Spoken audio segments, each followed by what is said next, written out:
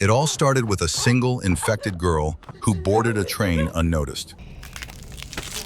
Minutes later, screams echoed through every compartment as passengers transformed into terrifying zombies. With the train unable to stop and danger waiting at every turn, survival became a race against time. A truck driver approaches a quarantine checkpoint on a rural road late at night. Workers spray down his vehicle and reassure him that a minor leak in the nearby biotech district is under control. He drives on. When his phone rings, he reaches for it and strikes something on the road.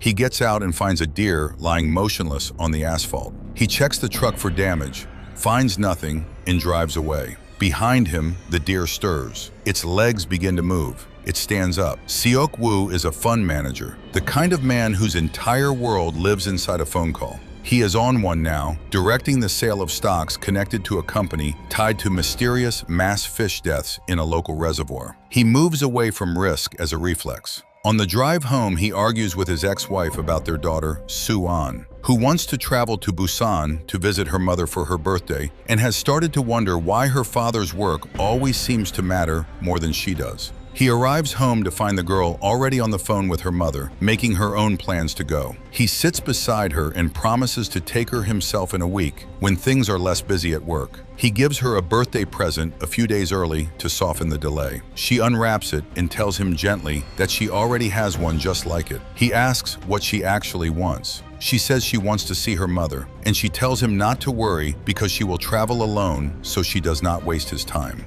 That evening, Seok-woo's mother shows him a recording of Soo-an's school recital, a performance he missed without properly registering what his absence would mean to her. He watches the recording alone in the dark. He can see in his daughter's face exactly what his not being there cost her. That night, he tells her to pack her bag. He is taking her to Busan first thing in the morning. They arrive at the station early. A baseball team boards the train with their cheerleaders in high spirits. Two elderly sisters, In-gil and Jong-gil, settle comfortably into their seats. A large, plain-spoken man named Sang-hwa boards alongside his heavily pregnant wife, Song-kyung.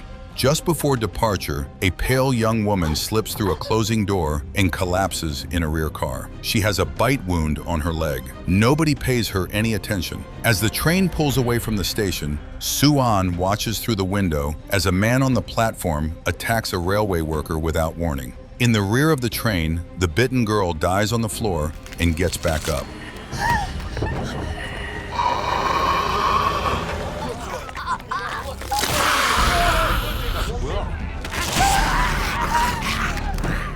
A nervous passenger named Yeon-suk reports to an attendant that someone has been locked in a bathroom for far too long. The man inside keeps saying that everyone is dead. Seok-woo wakes from a nap to find Soo-an gone, and a call from his assistant saying something serious is happening across the country. He goes looking for his daughter just as the newly turned attendant tears through the baseball team's carriage. Panic spreads car by car in seconds.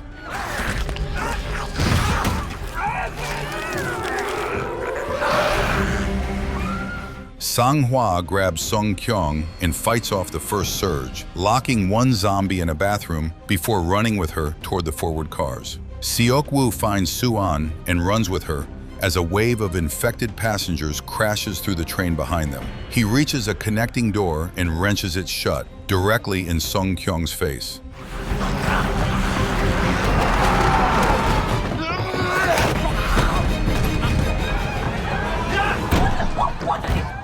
Sang-hwa forces his way through a moment later, furious at what he saw. Inside the secured car, Seok-woo quickly establishes two things. The zombies cannot operate door handles, and they react strongly to movement and sound. Song-kyung covers the door window and cuts off the zombies' sightline. They go still. The car holds. The conductor announces they will not stop at the next station. Yeon-suk is already at the intercom demanding answers. The train slows past a platform where terrified people pound on the windows as zombies feed on them in full view. A government broadcast tells citizens to remain calm, that violent outbreaks are being contained, that everything is under control. Behind the official speaking, cities are on fire. Seok-woo receives a call from his mother, who tells him to protect his daughter. The line goes quiet. He understands immediately what has happened to her. He says nothing to Soo-an. A new announcement offers the passengers something to hold on to. Soldiers have secured a station ahead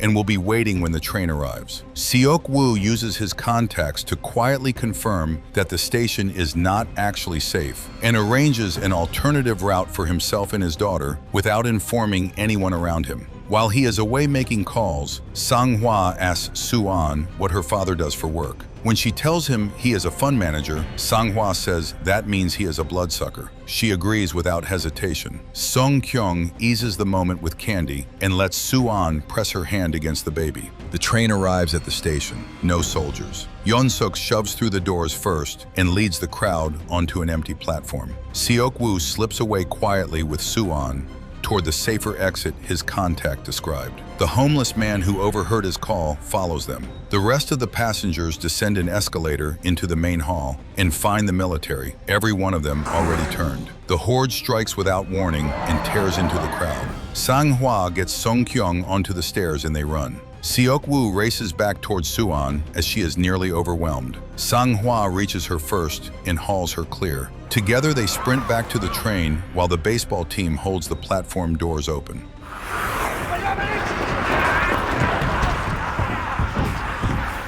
They get inside.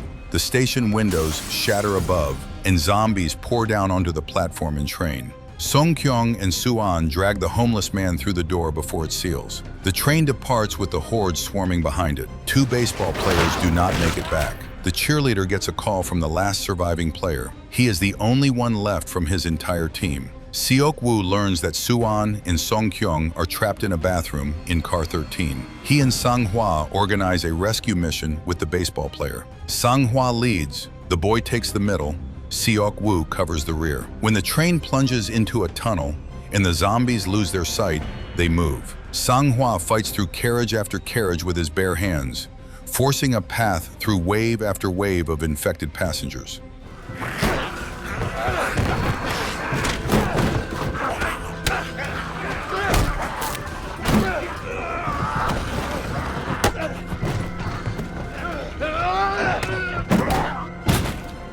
When they hit a car packed with zombie baseball players, the boy freezes. Sang-hwa shoves him aside and handles it himself. Seok-woo discovers how to exploit the tunnels. He throws a phone deep into a darkened car and calls it, drawing every zombie toward the ringing so the group can slip through the door in complete silence. It works. They reach the bathroom and get everyone out safely. They now need to cross into car 15, where the cheerleader and remaining passengers wait. But when they arrive at the connecting door, it is sealed from the inside. Yeon-suk has convinced car 15's passengers that the incoming group might be infected. The attendant has agreed with him. The door stays locked. In-gil then sees her zombie sister through a glass panel on the other side of a different door and opens it before anyone can stop her. Car 15 is instantly overrun. Every passenger who refused to open a door to survivors is killed by the dead. A burning car strikes the tracks, and the survivors are split apart in the chaos. Yeon-suk fights his way to the conductor and shoves the attendant into a group of zombies to save himself. He then finds the cheerleader and the baseball player, abandons the girl to escape, and leaves the boy to deal with a zombie on his own. The boy kills it and turns around to find the cheerleader already turning. She bites him before she dies. The conductor locates a second working train and gets it moving. Seok-woo, Soo-an, Song-kyung, and the homeless man are trapped beneath a collapsed car and fight their way clear. Seok-woo pulls the 2 women through an opening in the wreckage. The homeless man holds the infected back just long enough for them to escape before being overwhelmed. The 3 of them chase the moving train, board it just ahead of the pursuing horde, and Seok-woo works the last of the zombies off the sides of the car as it picks up speed. They search the train for the conductor and find Yeon-suk in the cabin instead, nearly fully turned. In the struggle that follows, Yeon-suk manages to bite Seok-woo. Song-kyung pulls him free. Seok-woo restrains Yeon-suk and forces him from the moving train. He stands at the cabin doorway and can already feel the infection beginning its work inside him. He has only a few minutes. He uses every one of them with care. He gets both of them inside the cabin and walks Song-kyung through the brake controls in plain, clear terms. He tells Suan to stay with Seong-kyung to get to Busan to find her mother. She grips his arms and will not let go. He gently lifts her hands away, steps outside the cabin, and pulls the door shut behind him. She calls to him through the glass and does not stop. As the infection spreads through him, memories come. The day Suan was born, the first time he held her, the recording of her recital that he had watched alone in the dark. Before the infection takes him fully, he makes his way to the edge of the car and steps off so the danger he carries goes with him and reaches no one else. Seong-kyung brings the train to a stop at a blockade near Busan. She and Suan continue on foot through the wreckage and the quiet into the mouth of a long, dark tunnel. Soldiers wait on the other side with weapons raised and orders to fire on anything they cannot confirm as uninfected. A sniper holds them in his aim. The order comes. Then Suan begins to sing, the recital song, the one that first moved her father to bring her on this journey. The soldiers lower their weapons. A voice goes out over the radio. Survivors are coming through.